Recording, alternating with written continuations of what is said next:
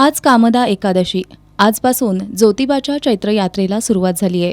आज दुपारी 12 वाजता बेळगावहून 4 दिवसांपूर्वी बैलगाडीतून निघालेली सासनकाठी आज ज्योतिबा डोंगरावर पोहोचली.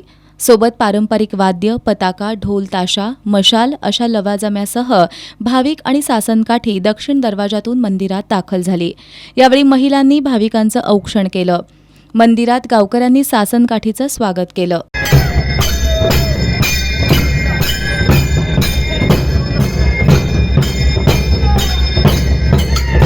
मंदिर प्रदक्षिणा काढल्यानंतर सासनकाठी मूळ स्थानी रवाना करण्यात आली. यावेळी सासनकाठीसोबत बेळगावातील भाविक मोठ्या संख्येनं उपस्थित होते.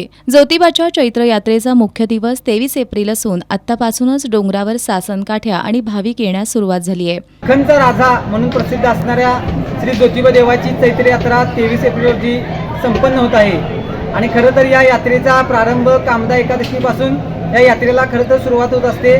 आज कामदा एकादशी निमित्त महाराष्ट्रासह कर्नाटक असेल अनेक राज्यातून भाविक डोंगरावरती दाखल झालेले आहेत.